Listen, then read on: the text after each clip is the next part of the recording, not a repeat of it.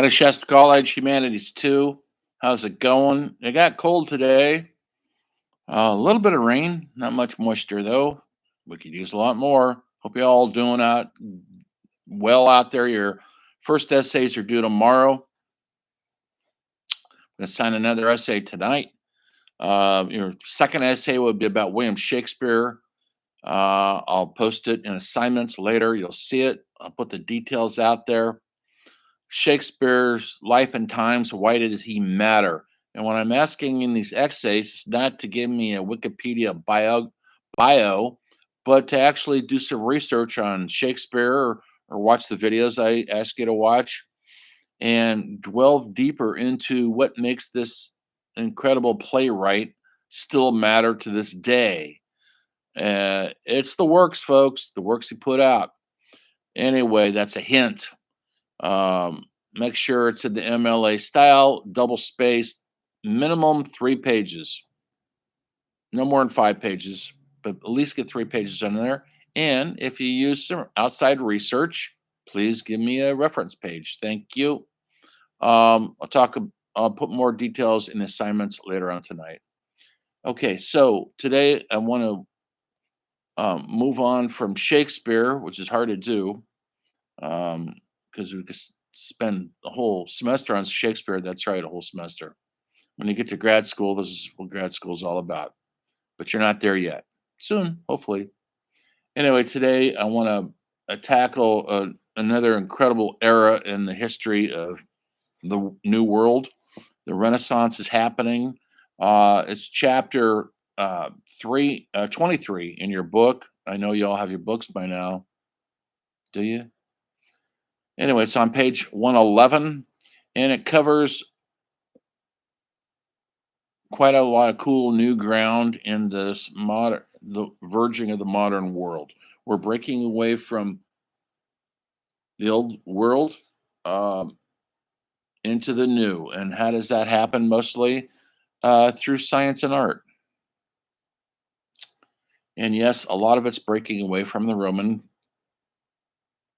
Catholic Church, which controlled and governed just about everything before this. Now we have science and artists and musicians, free thinkers, one and all, who are breaking away from the stringent teachings of the church and looking at the world in a different way that made it more encompassing and more humanistic and more original and more truthful. Um, I signed a couple documentaries for you to look at. One is on Galileo. Please look at that. Do you know who Galileo is? Maybe you've heard of the name. Um, well, for one, he invented the telescope and he brought the stars close into us. Church didn't like it because to them that was heaven, and that's the only Holy Spirits and angels dwell. And he went beyond that, and he was put on trial for it. Um, I signed a documentary for you guys to check it out. Do check it out. I try to keep the documentaries short. Sometimes they're no longer than an hour. We do what we can here. Okay, so read the chapter. That'll help give you a little taste of the chapter. Is like a survey of this era. Okay, we're in about 1550 in that area, going up to about 1650. Yeah, I know it's a long time ago, but not much is happening in the US yet because we're a new world. And so this is all European centric. So Galileo, he is trying to understand the mysteries of the cosmos. He started it with his unquenchable desire for knowledge, and not just knowledge based on the old teachings of the King James Bible, but of scientific knowledge. He wanted to see proof. of the world we live in and the universe we occupy. Um, he's important, really important in our development as a free thinking society that isn't based on any dogma, religious dogma, based on science knowledge and science fact. So please check that out. There's another great scientist at the time, Sir Isaac Newton. Maybe you've heard of him. He's, among other things, is the main thing. He's the man who discovered the laws of gravity. What goes up must come down. Simple, not so simple in those days. There was still lots of superstition because of blind ignorance and blind people didn't read much. There was lots of superstitions, and Shakespeare's plays their superstitions. People believed in witches and ghosts. Look at Macbeth. Look at Hamlet. There's a ghost in Hamlet. He wasn't writing magic realism. He was writing about what people believed in. Uh, he didn't create the fairies in Midsummer's Night's Dream. Lots of people believed in that in those days. Maybe they still do.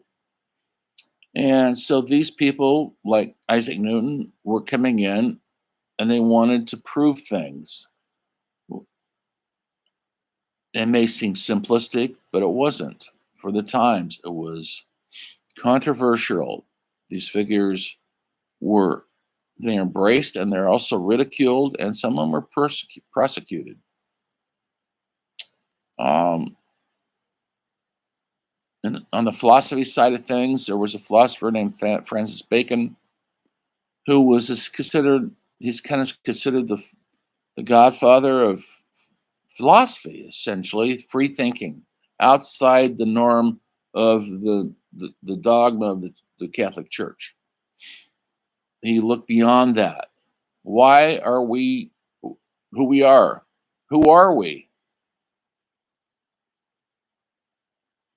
And he struggled with that, trying to come up with some sort of solace and answers that the common person can understand and the common person could feel, that maybe they could relate to it.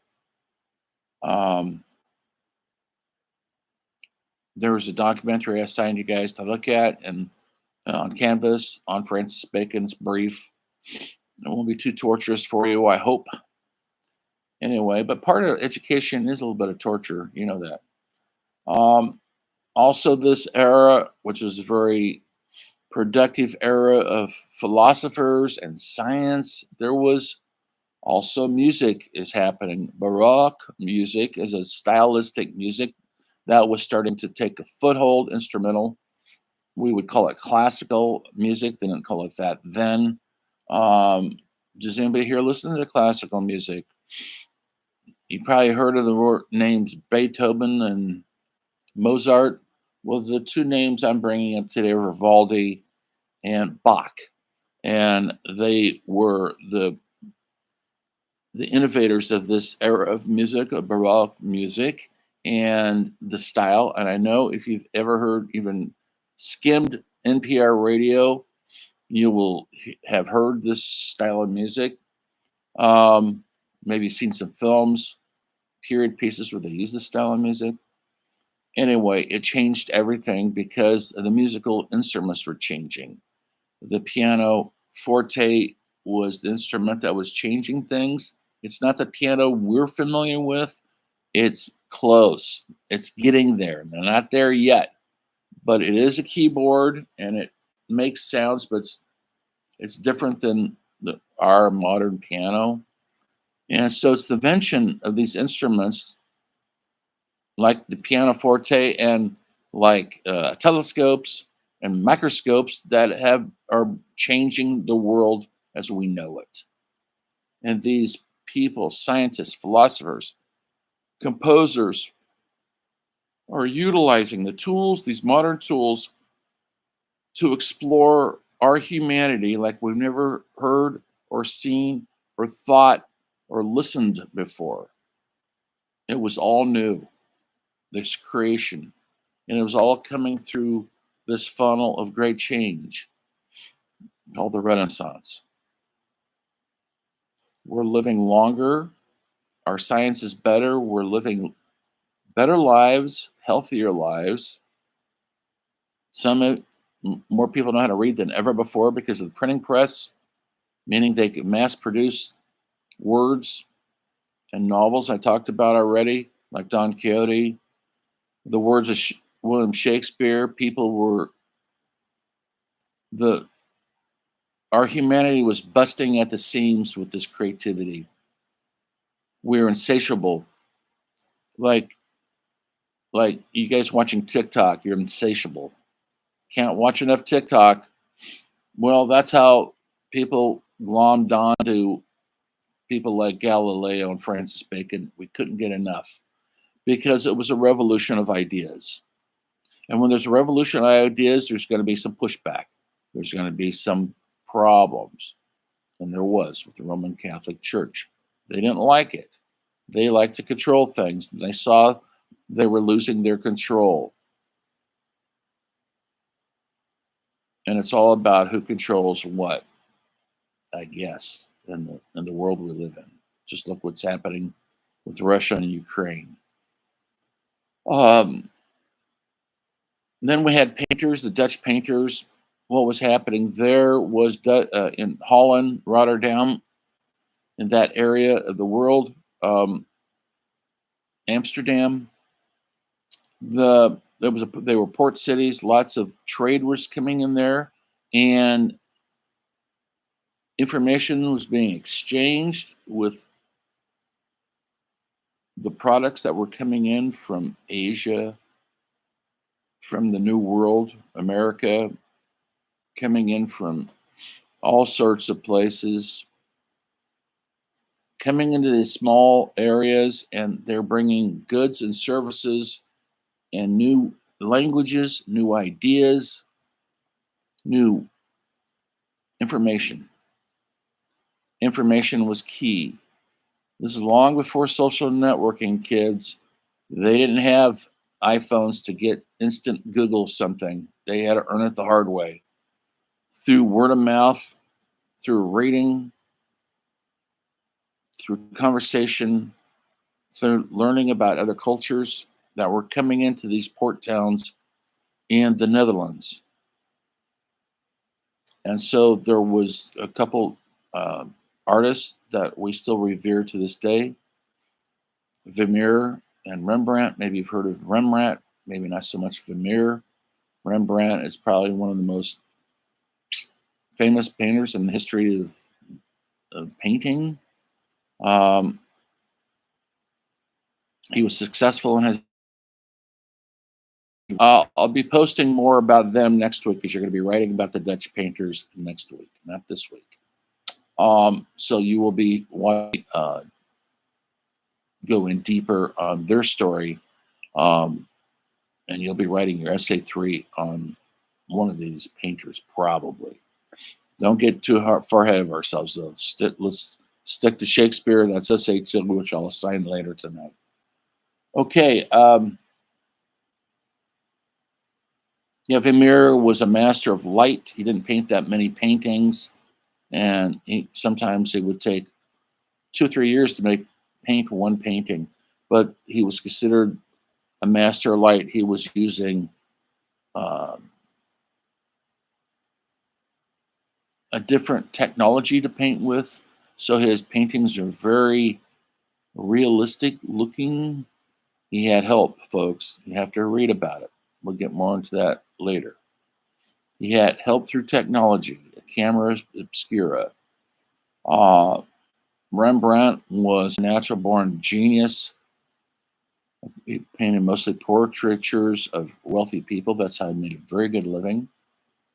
Painting royalty and rich people who wanted to painting their portraitures, painting their portraits painted. And he had an incredible way with oil painting. And shading the light and darkness. And he painted some of the most famous paintings in the history of the art form of painting. Um, we'll go into more his details next week, but they skim it in this chapter 23. I hope you guys have this book by now. If not, you don't get to read about it. But I will be posting more stuff about them next week. So this is a very volatile time in the history of our humanities. We're still very European centric. We don't have a lot of communications with Asia or the Far East because it's a long way away. But things are happening there too, also. Information is getting out of there this old fashioned way, word of mouth. And there was no speedboats, there was no planes. They were sailing across the ocean, which would take sometimes weeks and weeks and weeks to get from one place to the next. And so the travel was long and arduous, but when the information got there, it spread like wildfire because people were wanting information of new areas and new worlds. The world was suddenly more approachable and not so far away, and people started understanding other cultures. And that's where the big change came through these artists, composers, philosophers, scientists. They just weren't working from themselves. They were painting and composing who we are and why we matter. See you next time.